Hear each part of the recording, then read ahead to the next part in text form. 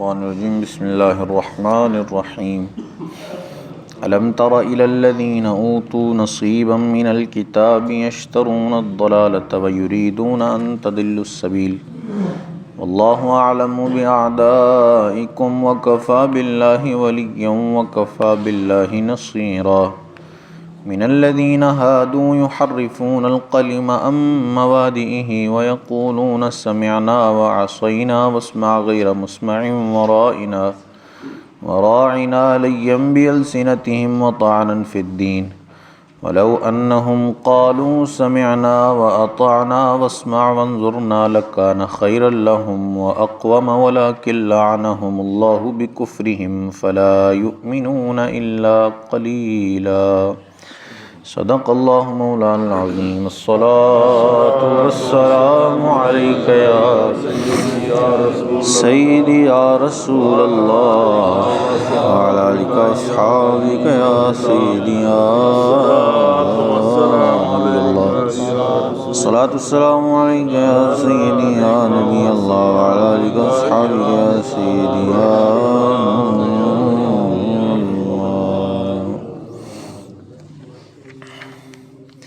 الم تر الی الذین اوتوا نصیبا من الکتاب،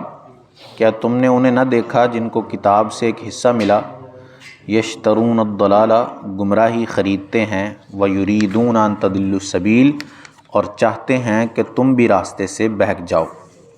یہاں یہودیوں کی بات کی جا رہی ہے، اور کتاب سے حصہ ملنے سے مراد یہ ہے کہ وہ جب ان کو توریت ملی تو اس پر انہوں نے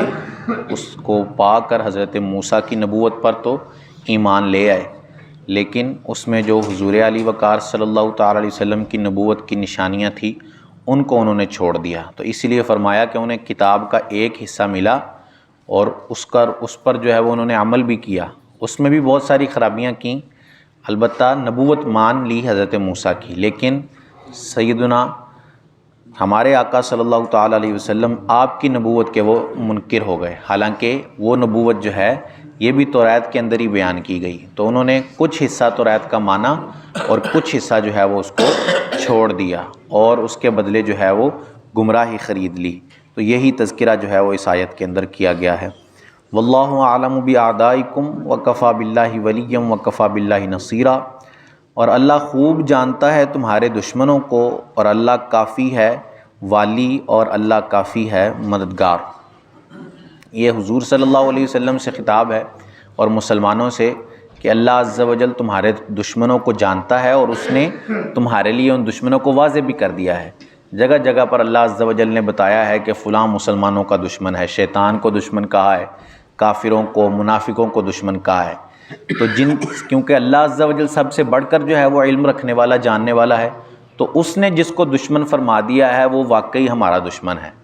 اس نے کافروں کو ہمارا دشمن کہا ہے، تو کافر کبھی ہمارے دوست نہیں ہو سکتے، چاہے وہ کسی بھی قسم کے کافر ہوں، عیسائی ہوں، یہودی ہوں، اور چاہے وہ قادیانی مرزائی ہوں، یہ سب کافر ایک ہی جیسے ہیں، اور یہ کبھی مسلمانوں کے دوست نہیں ہو سکتے، کیونکہ اللہ نے ان کو دشمن فرمایا ہے۔ کافروں کو دشمن اللہ نے فرمایا، اور وہ سب سے زیادہ علم رکھنے والا ہے۔ تو جب وہ کسی چیز کے بارے میں فرما رہا ہے کہ یہ تمہارے لیے درست نہیں، تو اب ہمیں جو ہے وہ اس میں کوئی پس و پیش نہیں کرنا چاہیے، کچھ سوچنا نہیں چاہیے کہ نہیں رشتہ داری ہے تو اس لیے ممکن ہے وہ دوستوں ہمارے، یا دوستی ہے ہماری ان کے ساتھ، عیسائیوں کے ساتھ یا مرزائیوں کے ساتھ، تو ہم سوچیں کہ شاید دوستی کی وجہ سے وہ ہمارے خیر خواہ ہوں۔ ایسا بالکل نہیں ہے۔ جب اللہ نے فرما دیا ہے کہ وہ دشمن ہیں تو وہ دشمنی ہی دکھائیں گے، آپ چاہے جتنا مرضی ان کے ساتھ محبت کے ساتھ پیش آئیں، لیکن وہ دشمنی ہی کریں گے۔ تو یہی اللہ نے فرمایا کہ اللہ نے تمہارے دشمنوں کا بتا بھی دیا ہے تمہیں،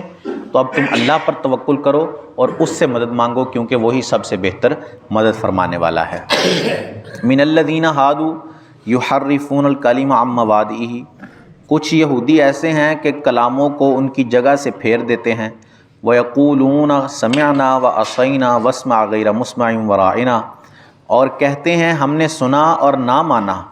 اور سنیے آپ سنائے نہ جائیں، اور راعنا کہتے ہیں لیم بِأَلْسِنَتِهِمْ زبانیں پھیر کر، وَطَعْنًا فِي الدِّينِ اور دین میں طعنے کے لیے، وَلَوْ أَنَّهُمْ قَالُوا سَمِعْنَا اور اگر وہ کہتے کہ ہم نے سنا، وَأَطَعْنَا اور مانا، وَاسْمَعْ حضور ہماری بات سنیں، وَانظُرْنَا حضور ہم پر نظر فرمائیں، لکان خیر لہم واقوم، تو ان کے لیے بھلائی اور راستی میں یہ زیادہ ہوتا، ولکن لعنہم اللہ بکفرہم، لیکن ان پر تو اللہ نے ان کے کفر کی وجہ سے لعنت فرما دی ہے، فلا یؤمنون الا قلیلا، تو یقین نہیں رکھتے مگر تھوڑا۔ اس میں ایک جملہ راعنا بتایا گیا۔ سرکار صلی اللہ تعالیٰ علیہ وسلم جب کوئی بات کرتے اور صحابہ کرام علیہم رضوان کو وہ بات سمجھ نہ آتی تو راعنا کہتے۔ راعنا کا عربی میں مطلب ہے کہ ہماری رعایت فرمائیے۔ صحابہ کرام تو صحیح معنی میں اس کا استعمال کرتے۔ جب یہودیوں نے یہ سنا تو وہ زبان موڑ کر تھوڑا کھینچ کر اس کو بولنے لگے، راعینا کہنے لگے، جس کا مطلب بنتا تھا معاذ اللہ ہمارا چرواہا۔ تو اب وہ اس طرح کے الفاظ بولنے لگے۔ حضرت عمر نے سنا تو انہوں نے ان کو منع کیا کہ تم یہ کیوں بول رہے ہو؟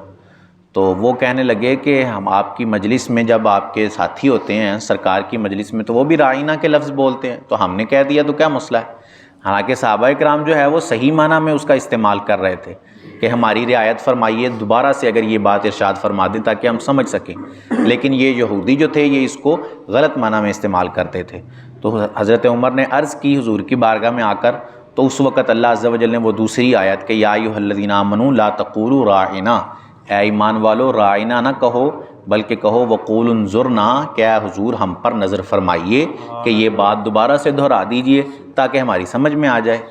تو وہ لفظی استعمال کرنے سے منع کر دیا اللہ نے کہ راعنا، کیونکہ اگرچہ اس کا صحیح معنی بھی موجود ہے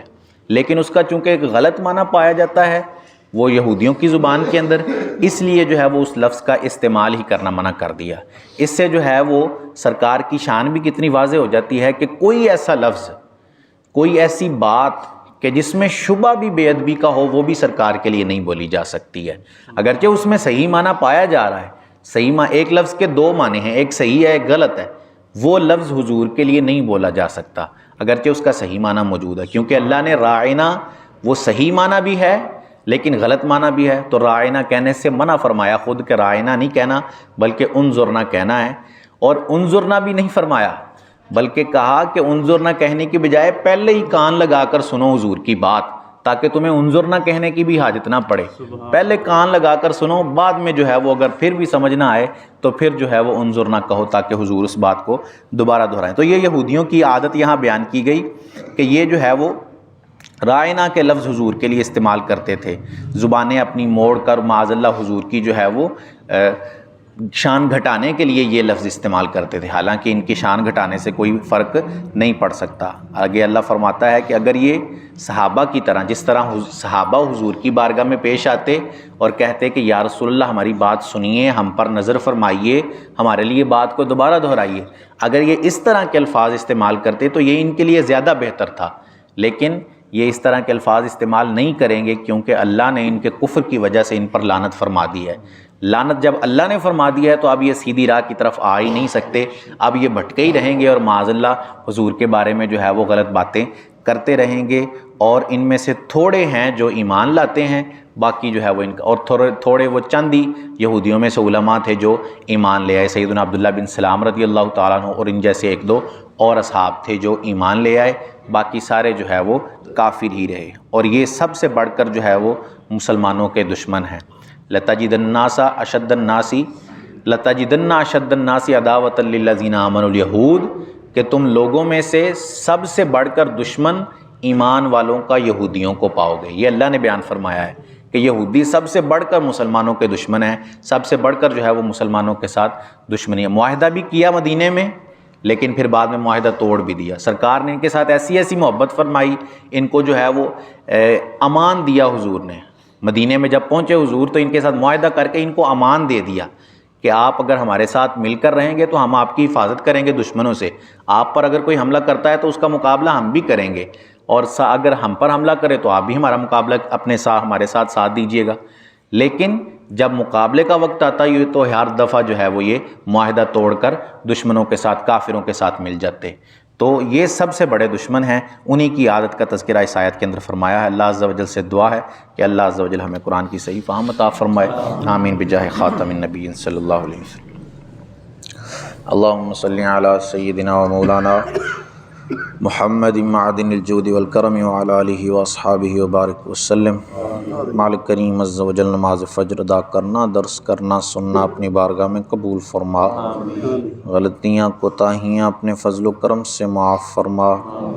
ہم سب کی، ہمارے والدین کی اور رسول کریم صلی اللہ علیہ وسلم کی ساری امت کی بخشش فرما، ہم سب کو خلوص و استقامت سے 5 وقت باجماعت نماز پڑھنے کی توفیق عطا فرما، ہم سب پر اپنی نظر رحمت فرما، ہم سب کا خاتمہ بالایمان فرما۔ سبحان ربک رب العزت عما یصفون وسلام علی المرسلین والحمد للہ رب العالمین، وصلی اللہ تعالی علی حبیبہ سیدنا و مولانا محمد وعلی آلہ واصحابہ اجمعین برحمتک یا ارحم الراحمین۔